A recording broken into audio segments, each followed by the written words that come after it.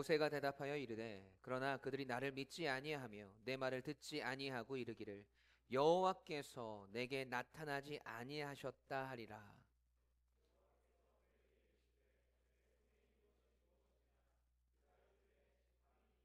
여호와께서 이르시되 그것을 땅에 던지라 하시매 곧 땅에 던지니 그것이 뱀이 된지라. 모세가 뱀 앞에서 피하매.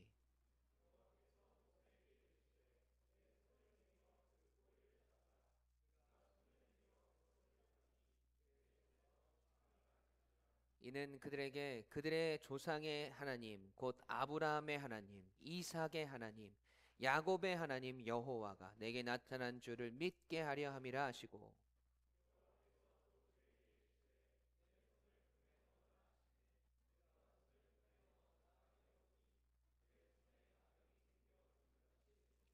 이르시되 내 손을 다시 품에 넣으라 하시매 그가 다시 손을 품에 넣었다가 내어 보니 그의 손이 본래의 살로 되돌아왔더라.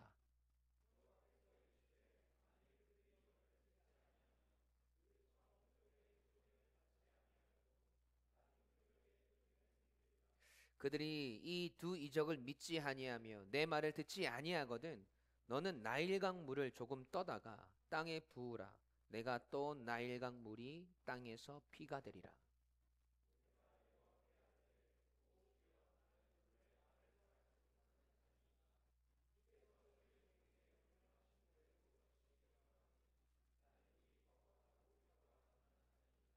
여호와께서 그에게 이르시되 누가 사람의 입을 지었느냐 누가 말 못하는 자나 못 듣는 자나 눈 밝은 자나 맹인이 되게 하였느냐 나 여호와가 아니냐.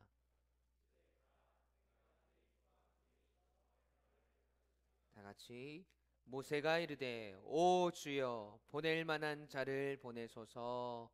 아멘. 살아계신 하나님의 말씀입니다. 설득이 아닌 사랑이었다 라는 말씀의 제목으로 함께 은혜 나누기 원합니다. 여러분, 우리는 지난주 말씀을 통해서 하나님께서 호렙산에서 하나님의 위대하신 계획의 이 성취를 위해서 모세를 부르시는 장면을 보았습니다. 그 산이 거룩한 하나님의 산인 줄도 모르고 장인의 양떼를 몰고 그 산에 올랐던 모세는 떨기나무에 불이 붙었으나 전혀 타지 않는 것을 발견하고 다가가다가 하나님의 음성을 듣게 되죠. 그리고 하나님은 모세에게 하나님께서 모세를 통해 이스라엘에게 행하실 일들을 말씀하십니다. 그런데 모세의 반응은 내가 어떻게 애굽에 들어가고 내가 어떻게 그 일을 할 수 있겠습니까? 라는 대답이었어요.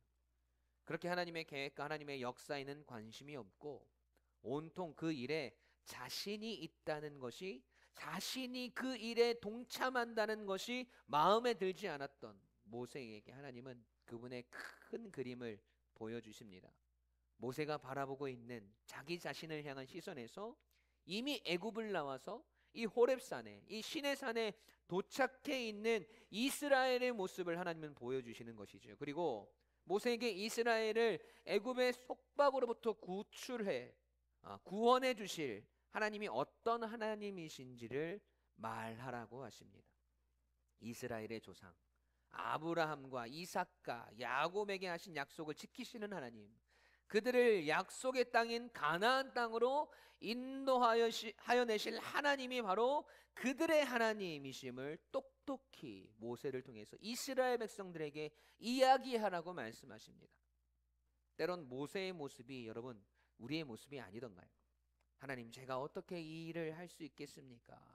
하나님, 제 앞에 있는 문제들도 산더미인데 하나님의 큰 그림을 볼 새가 어디에 있습니까?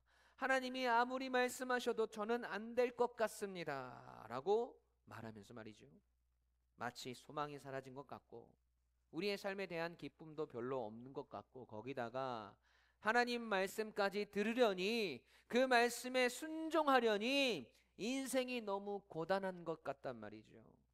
여러분, 그런 우리에게 오늘도 하나님은 말씀하십니다. 그런 우리의 상태를 잘 알고 계시고 그렇게 우리를 잘 아신다고 말씀하면서 말이죠. 그러니까 오늘도 말씀을 잘 들어보시기 바랍니다. 여러분, 지금 모세는 하나님의 말씀을 계속해서 부인하고 싶어 합니다. 사실 그런 말도 하죠. 애굽에서 왕자로 40년을 살았지만 살인자로, 도망자로 미디안까지 흘러 들어와서 여러분 40년을 살았어요.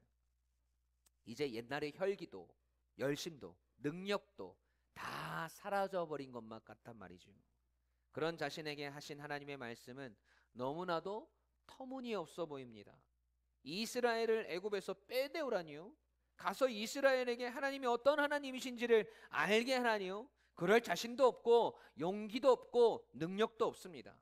그런 모세의 모습을 바라보시면서 하나님은 계속해서 말씀하세요. 그렇게 모세와 하나님의 대화가 이어집니다. 오늘 본문 1절이에요. 함께 읽겠습니다. 시작.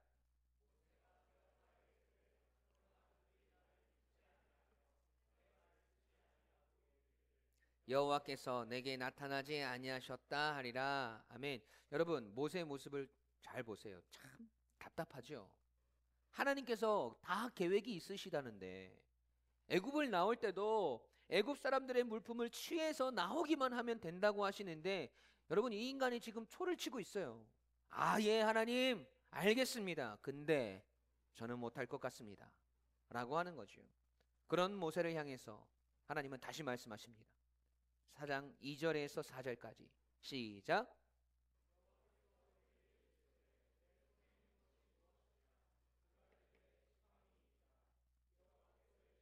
그것을 땅에 던지라 하시매 곧 땅에 던지니 그것이 뱀이 된지라. 모세가 뱀 앞에서 피하매 여호와께서 모세에게 이르시되 내 손을 내밀어 그 꼬리를 잡으라. 그가 손을 내밀어 그것을 잡으니 그의 손에서 지팡이가 된지라. 아멘. 모세야, 지금 네 손에 들고 있는 것이 무엇이냐? 네, 지팡이입니다. 하나님이 모세가 들고 있는 것이 무엇인지 모르시는 게 아니에요. 모세로 하여금 다시 한번 확인시켜 주시는 거예요.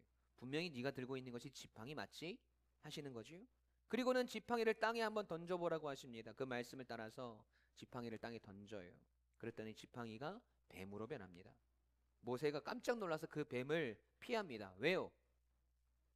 물리면은 큰일 나니까 자기 살라고 피하는 것이죠. 이 무서운 뱀을 피해서 막 혼비백산하고 있는 모세에게 하나님은 다시 그 뱀의 꼬리를 잡으라고 하십니다. 근데 여러분, 사실 이게 말이 안 돼요. 왜냐하면 우리가 가끔 뱀과 관련된 다큐멘터리, 뭐 베어 그릴스 이런 걸 보면요, 그 뱀을 잡기 위해서 제일 먼저 어디를 잡습니까? 머리를 잡아요. 자신을 향해서 독을 뿜거나 물지 못하도록 머리 부분을 먼저 잡아버리는 것이죠. 그런데 하나님께서 지금 어디를 잡으라고 하세요?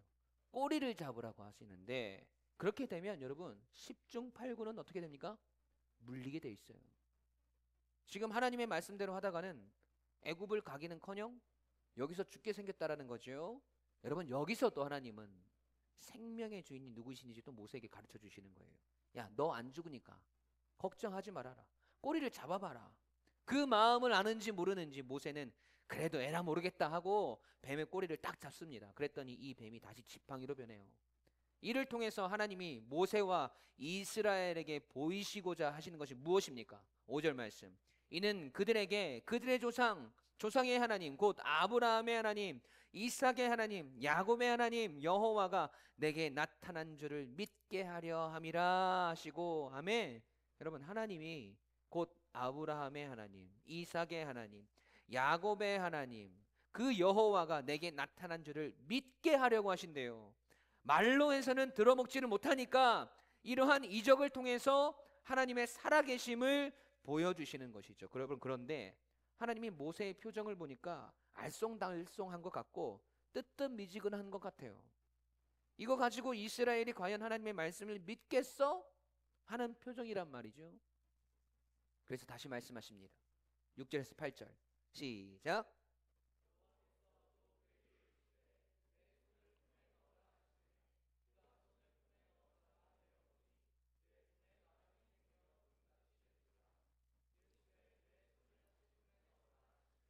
그가 다시 손을 품에 넣었다가 내어보니 그의 손이 본래의 살로 되돌아왔더라. 여호와께서 이르시되 만일 그들이 너를 믿지 아니하며 그 처음 표적의 표징을 받지 아니하여도 나중 표적의 표징은 믿으리라. 아멘. 하나님이 시키는 대로 손을 품에 넣었더니 손이 문둥병에 걸렸습니다. 그리고 다시 품속에 넣었다가 빼니까 원래 상태가 되었어요. 여러분, 이 두 가지 표적을 보이시면서 이스라엘 백성들이 지금 모세처럼 알쏭달쏭한 표정으로 첫 번째 표적, 지팡이가 뱀으로 변하는 표적은 믿지 못해도 문둥병 표적은 믿을 것이라고 하십니다. 왜냐하면 여러분, 이 시대에 가장 큰 병이 문둥병이었어요. 나병이었어요. 나을 수도 없고 곁에 가서 눈으로만 서로 마주쳐도 그 죄의 결과인 문둥병이 옮는다고 생각했던 시기라 아주 큰 저주와도 같은 것이었는데, 그것을 고쳐주시는 하나님이시라면 그들이, 이스라엘이 믿을 것이다 라고 하시는 것이죠. 그런데 이것마저도 혹시 이스라엘 백성들이 믿지 못한다면 하나님이 어떻게 하라고 하십니까? 9절 말씀 시작.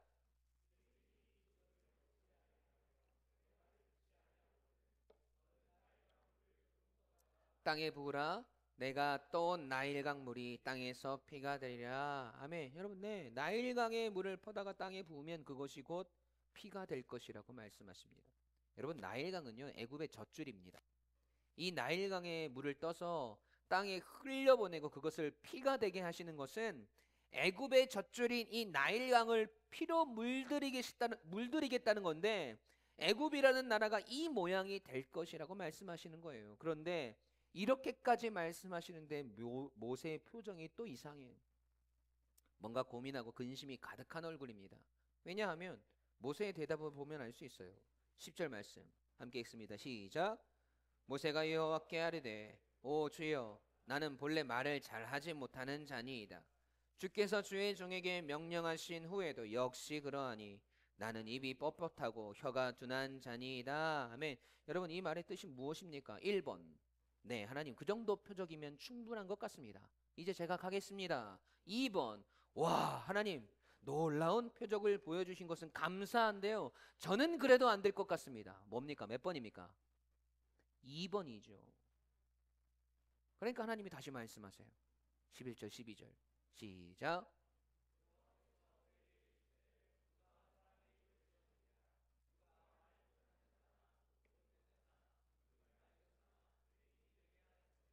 나 여호와가 아니냐.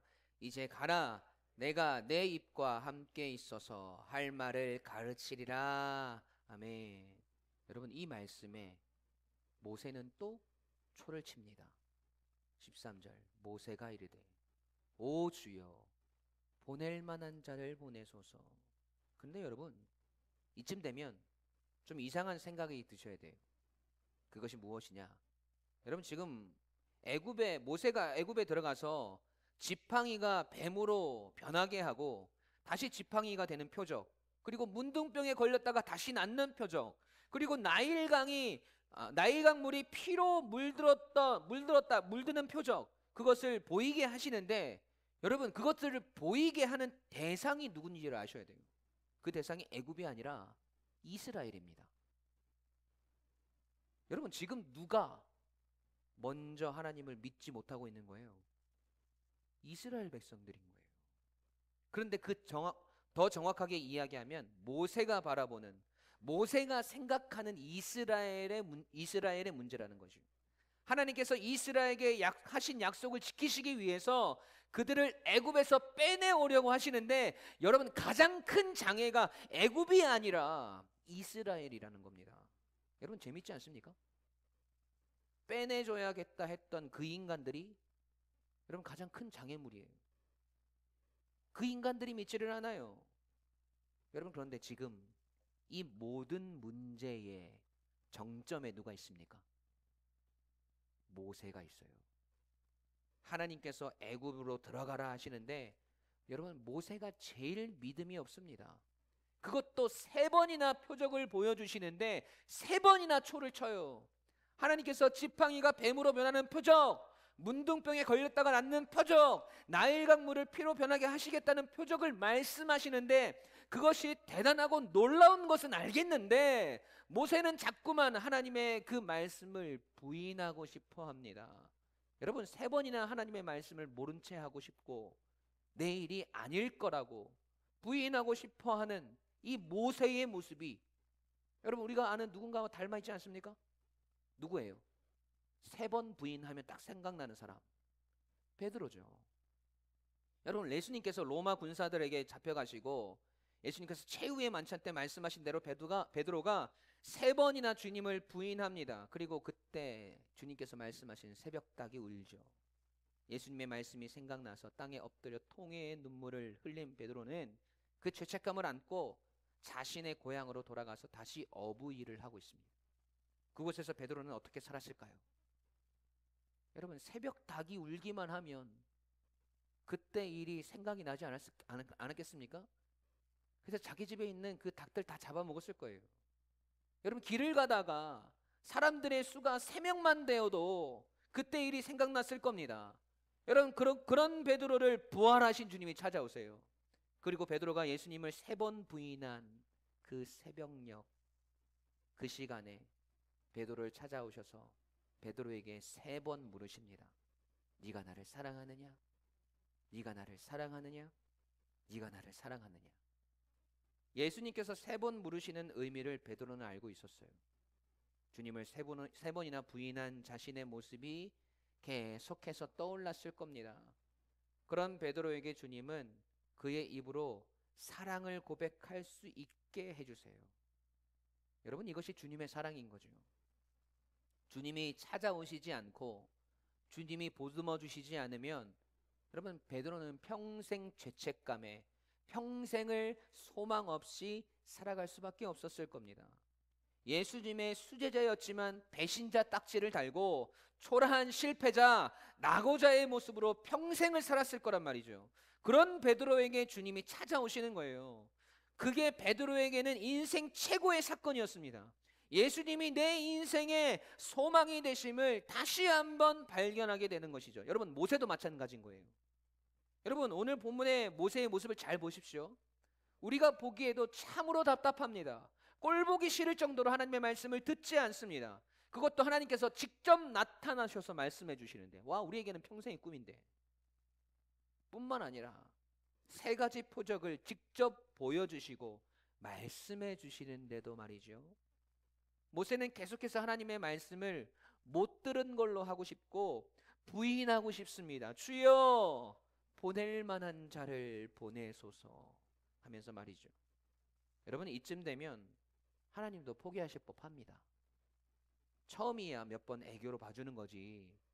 계속해서 하나님께서 이 모든 일을 하시겠다고 하시는데, 그냥 너는 그곳에 가면 된다고 말씀하시는데 3번이나 표적을 보여주시고 말씀하시면서 그에게 이야기하시는데 들어먹지를 않아요. 계속해서 하나님의 말씀을 부인하고 있는 겁니다. 그런데 하나님이 그를 떠나면요, 그렇게 하나님 말씀 부인했다고 하나님이 모세를 떠나버리시면요, 여러분, 모세는 이제 진짜 더 이상 희망이 없는 거예요. 그냥 평생을 실패자로, 살인자로, 도망자로 의미 없는 삶을 살아갈 수밖에 없단 말이죠. 여러분, 그런 인생에 하나님이 다시 찾아오시는 거예요. 그렇게 하나님의 말씀을 듣지 않는, 아니 듣고 싶지 않고 부인하고 싶은 모세 앞에 하나님이 계속 서 계신 거란 말이죠. 야, 나는 너를 포기하지 않아.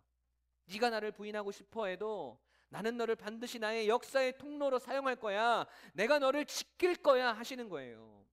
마치 주님을 3번 부인한 베드로에게 나타나셔서 네가 나를 사랑하느냐 라고 물으시면서 너는 나를 부인하였지만 나는 너를 포기하지 않아. 나는 여전히 너를 사랑해. 어서 와서 조반을 먹거라 하시는 예수님처럼 말이죠. 여러분, 베드로에게 주님이 나타나시지 않았다면 예수님을 부인하고 배신자로, 실패자로 살아가고 있던 베드로의 인생에 과연 소망이 있었을까요?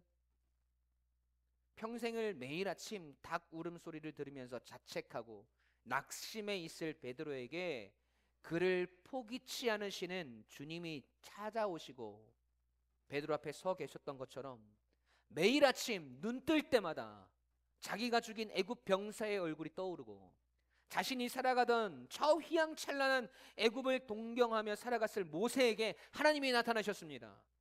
여전히 실패자의 마인드로 살아가고 자존감이 바닥에 떨어진 그에게 소명을 주시고 계속해서 하나님의 말씀을 부인하고 있는 그의 앞에 여전히 서 계신 하나님이 여러분 모세에게는 진짜 소망인 거예요. 도저히 내 안에서는 발견할 수 없는 회복과 치유와 구원의 빛이 하나님으로부터 쏟아져 들어오는 것입니다. 그렇게 우리를 사용하시겠다고 하나님은 하시는 거예요. 여러분, 우리는 모세처럼 하나님의 말씀을 부인하고 살아가고 싶을 때가 있어요.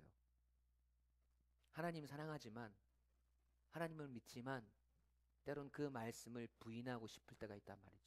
못 들은 채 하고, 나에게 하시는 말씀이 아닐 거야 하고, 때론 하나님의 명령이 너무 거대해 보이고 내가 감당할 수 없을 것 같고, 하나님의 백성답게 살아가는 것 자체가 우리에게 고난으로 다가올 때가 있습니다.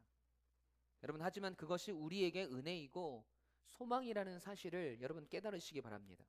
여전히 우리를 포기하시지 않으시고 우리 앞에 서 계신 하나님의 사랑이라는 사실을 여러분 믿으시기 바랍니다. 여러분, 우리가 가끔 바라는 것처럼, 우리가 속으로 고백하는 것처럼, 하나님 저 좀 잠시 내버려 두시면 안 되겠습니까? 하나님 저 좀 그냥 편하게 살도록 가만두시면 안 되겠습니까?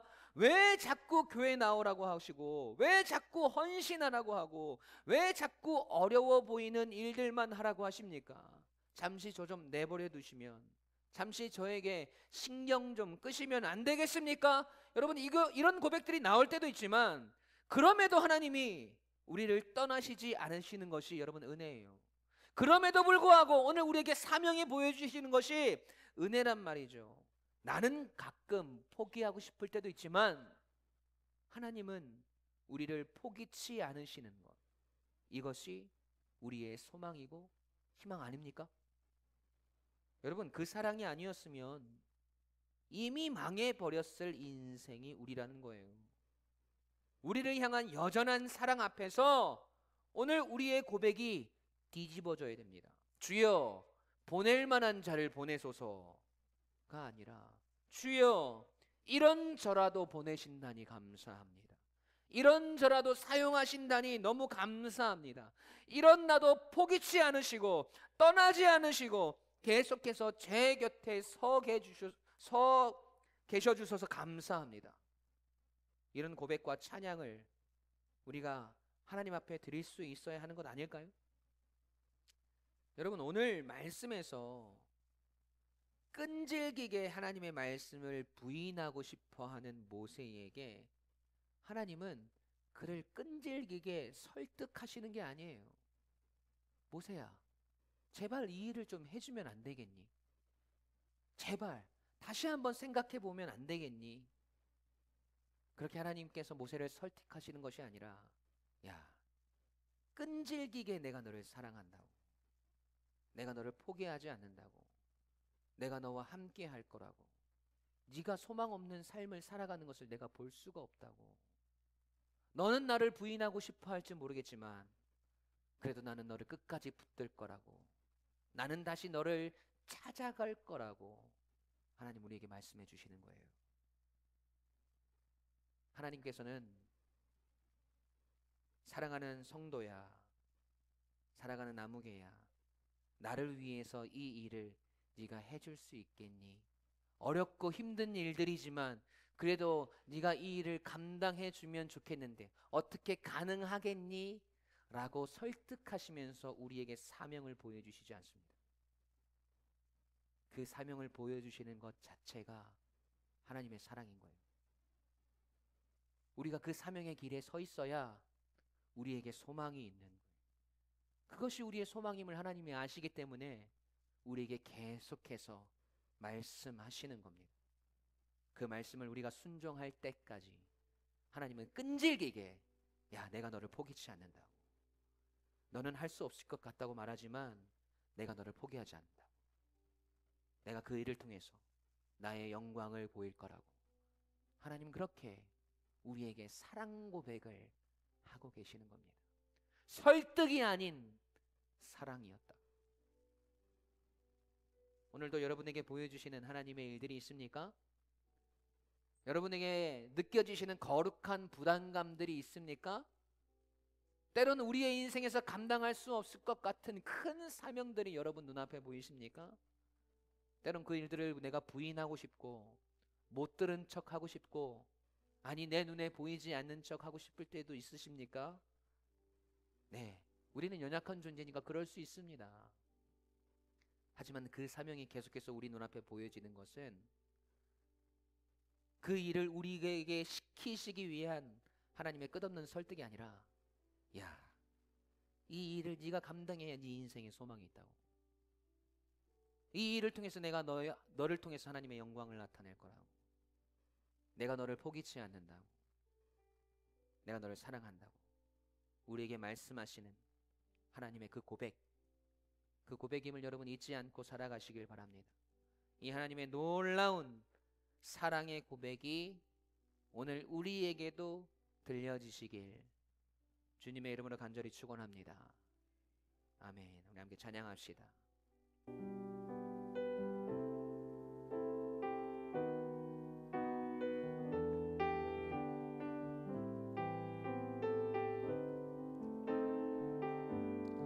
이 땅의 내 삶이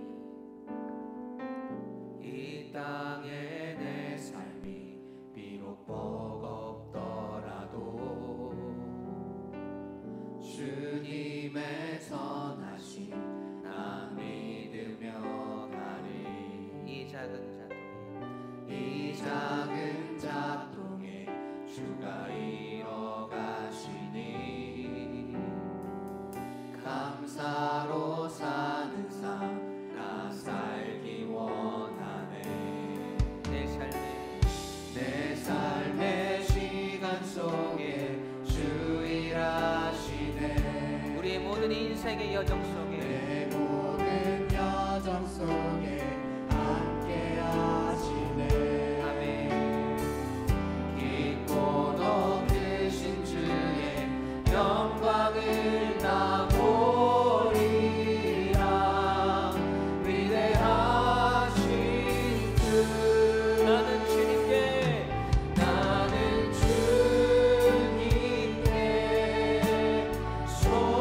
속한 자 되어 주의 나라 위에 전심으로 살리라. 주의 마음에 합한 자 되어 맡기신 소명 이루리. 다시 한번 고백합시다. 이 땅의 내 삶이 이 땅의 내 삶이 비록 버겁더라도 주님의 선하심 나 믿으며 가리. 이 작은 작동에 주가 이뤄가시니 감사로 사는 삶 나 살기 원하네. 믿음으로 고백합시다. 내 삶의 시간 속에 주 일하시네. 우리 모든 신앙과 인생의 여정 속에 모든 여정 속에 하나님이 함께 하시게 된 주님 깊고 높으신 주의 영광을 나 보리라. 위대하신 주 아멘. 나는 주님께 속한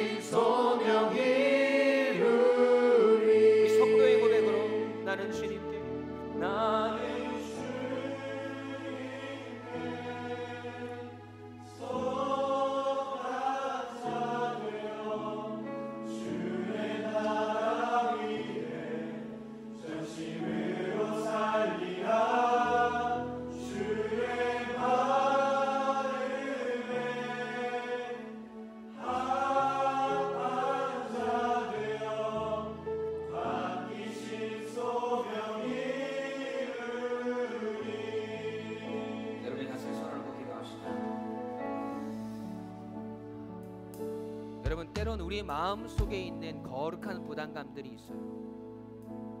예배에 대한, 헌신에 대한, 물질에 대한, 또 하나님께서 우리에게 보여주시는 사명들에 대한 부담감들, 또 때론 그것들을 부인하고 싶고 못 들은 채 하고 싶은 그런 우리의 마음이 있단 말이죠.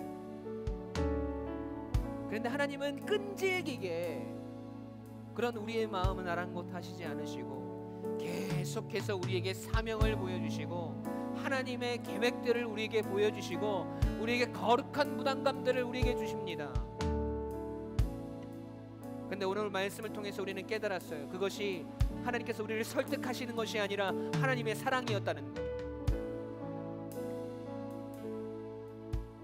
우리가 그 자리에 서 있지 않으면 우리는 여전히 초라한 존재로, 여전히 소망 없는 삶을 살아갈 거라는 걸 하나님은 아셨던 거예요. 여러분, 사명이 우리에게 부담이 됩니까? 하나님께서 우리에게 보여주시는 그 일들을 부인하고 싶으십니까? 여러분, 하나님께서 여러분을 사랑하셔서 그러시는 거예요. 그 자리에 서 있어야 우리가 살 수 있으니까. 그 일을 감당해야 하나님의 역사와 하나님의 사랑을 깨달을 수 있으니까. 여러분, 하나님의 사랑이었어요. 설득이 아니었어요. 그 사랑 앞에 오늘 우리가 굴복하기 원합니다. 하나님, 우리를 용서하여 주십시오. 주여, 보낼 만한 자를 보내소서. 그렇게 고백했던 우리의 삶의 신앙의 고백이 주여, 이런 자라도 보내신다니 감사합니다. 하나님이 이런 자라도 사용하여 주신다니 감사합니다. 이런 나를 포기치 않으시고 떠나지 않으시고 계속해서 제 곁에 서 계셔 주셔서 감사합니다. 그렇게 하나님 앞에 감사의 기도를 드리며, 하나님, 오늘 하나님의 말씀 앞에 순종함으로 그 사명 앞에 우리가 서 있기를 원합니다. 끈질긴 하나님의 그 사랑 앞에 굴복되어진 우리의 모습으로 여전히 하나님과 함께 그 길을 가기 원한다고, 하나님의 뜻에 순종하는 걸음을 내가 살아가겠다고, 우리 지금 함께 주님의 이름 크게 세 번 부르시고 합심하여 기도하며 나가길 원합니다. 기도하시겠습니다.